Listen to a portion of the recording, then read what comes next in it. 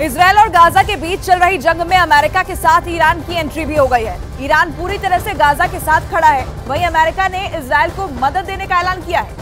Israel के ऊपर हमले के लिए हमास को ईरान का सपोर्ट मिल रहा है। हमास के प्रवक्ता गाजी अहमद ने खुद इसकी जानकारी दी है। ईरान से जो तस्वीरें सामने आ रही हैं और उसके विदेश मंत्रालय की तरफ से जो बयान जारी किया गया है, वो भी इस बात की पुष्टि करते हैं कि कहीं ना कहीं हमास को ईरान की मदद मिल रही है। ईरान और इजरायल की दुश्मनी काफी पुरानी है, जिस वजह से हमास को सपोर्ट करने की बात पर यकीन भी किया जा सकता है। इजरायल और हमास के युद्ध में ईरान हमास और फिलिस्तीन के साथ खड़ा है। हिजबुल्लाह ने भी हमास का समर्थन किया है। कहा जा रहा है कि इस हमले की प्लानिंग बेरूत में हुई और इस पर हिजबुल्लाह ने भी हामी भरी। अमेरिकी मीडिया ने तो यहां तक दावा किया कि ईरान को हमास के प्लान की पहले से खबर थी। अमेरिकी मीडिया वॉल स्ट्रीट जर्नल ने हमास और हिजबुल्लाह के सीनियर अधिकारियों के हवाले से अपनी रिपोर्ट में दावा किया है कि ईरान के सुरक्षा अधिकारियों ने इजरायल पर हमले की प्लानिंग में हमास की मदद की थी। इसके बाद उन्होंने 2 अक्टूबर को बेरूत में एक बैठक में हमले के लिए हरी झंडी दे दी थी। इस पर्दाफाश के बाद ईरान और इजरायल के बीच तनातनी और बढ़ गई है। अगर गाजा से इजरायल की जंग और आगे बढ़ती है तो इसके तेहरान तक पहुंचने में भी देर नहीं लगेगी।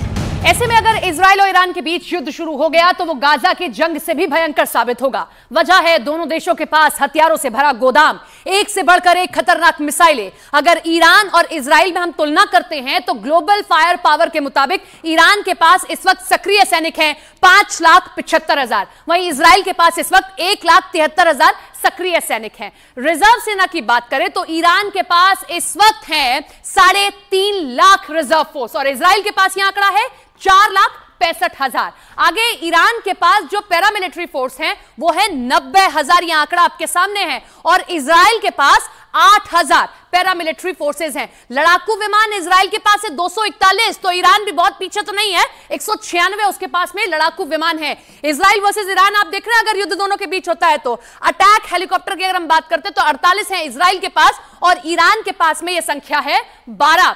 आगे बात करते हैं टैंक की तो 2200 इजरायल के पास टैंक मौजूद है। ईरान के पास में ये बड़ा आंकड़ा है 4071 का टैंक है इजरायल के पास में, यह आंकड़ा उसके पास है। बख्तरबंद गाड़ियां 56,290 इजरायल के पास है और ईरान के पास है 69,685 बख्तरबंद गाड़ियां। तो आप सोचिए जरा दोनों देशों के बीच में अगर जंग हो जाती है तो यह आंकड़ा बहुत कुछ बताता है। Video number 1, video number 2, video number 3। ये 3 वीडियो तो बस स्पान की है। ईरान इजरायल में खौफ भरने के लिए ऐसे कई वीडियो रिलीज कर चुका है। ये वीडियो इजरायल के लिए किसी चेतावनी से कम नहीं है। ईरान ने इजरायल को खुली धमकी दे रखी है कि अगर उसने ईरान के सैन्य या फिर परमाणु ठिकाने की तरफ देखा तो उसके शहर तेल अवीव को तबाह कर दिया जाएगा।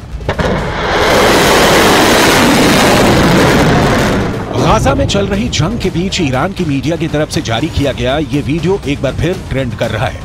वीडियो में दिखाया गया है कि कैसे ईरान की मिसाइलों ने मोर्चा संभाल रखा है। ईरान के मीडिया के मुताबिक इन मिसाइलों के निशाने पर इजरायल का तेल अवीव शहर था। कहा गया कि अगर ईरान के परमाणु ठिकाने पर हमला हुआ तो इजरायल का शहर तेल अवीव मलबे में बदल जाएगा।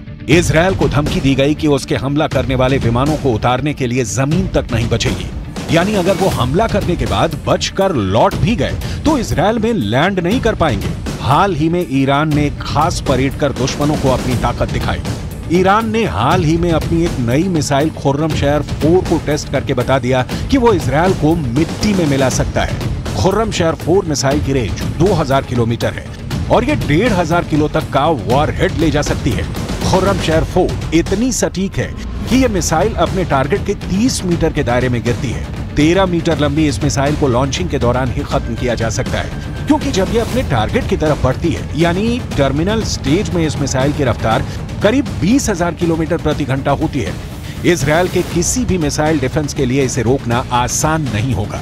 ईरान इजरायल की बरसों पुरानी दुश्मनी बहुत ही खतरनाक मुकाम पर पहुंच गई है।